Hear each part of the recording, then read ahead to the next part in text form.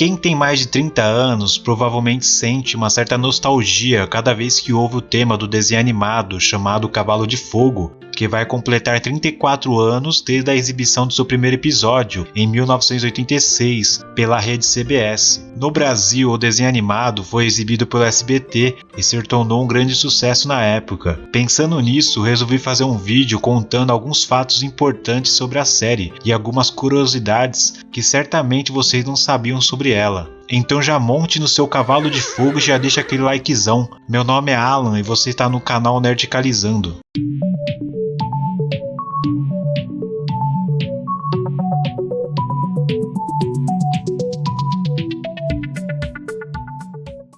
Cavalo de Fogo, também conhecido como Wildfire, é um desenho animado produzido em 1986 pelo estúdio de Hanna-Barbera, o mesmo estúdio de desenhos famosos como os Flintstones e Scooby-Doo. Mas o grande fato é que fomos muito enganados quando crianças, pois essa animação só contém 13 episódios. Isso mesmo que você ouviu, apenas 13 episódios.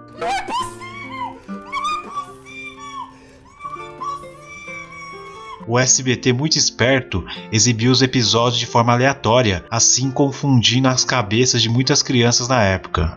Mas Cavalo de Fogo foi marcado por conter uma abertura com um som totalmente desafinado, que se você colocasse um copo perto da TV naquela hora, certeza que ela ia se quebrar.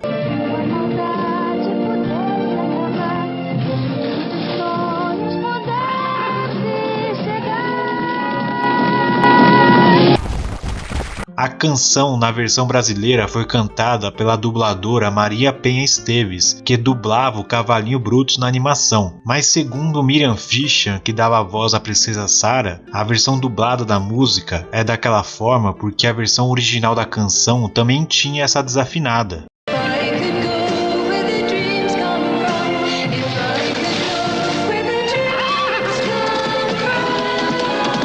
Mentira! Mas você não se lembra da história de Cavalo de Fogo? Ou nunca ouviu falar? Relaxa, eu vou te contar um resumo dessa história e te apresentar alguns personagens. A história dessa animação é típico com contos de fadas.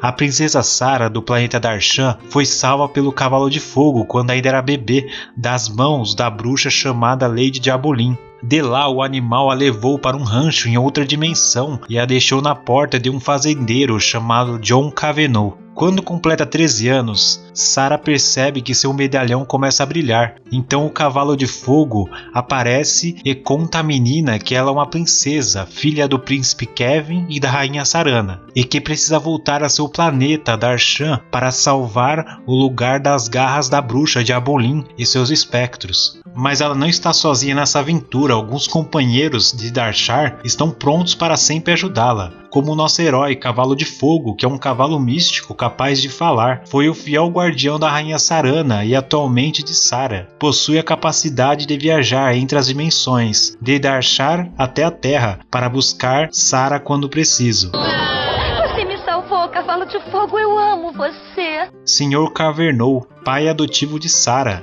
Ele a encontrou na frente da sua casa, na mesma hora em que Cavalo de Fogo havia deixado ela sob a segurança de um medalhão. Olá, meninas. A senhora Ashworth do Juizado de Menores chegará a qualquer minuto. Por favor, fiquem por perto, sim? Dorin, amigo de Sarah no reino de Darshar, sempre vive aprontando junto com seu amigo Brutus, que é um cavalinho azul que é muito atrapalhado.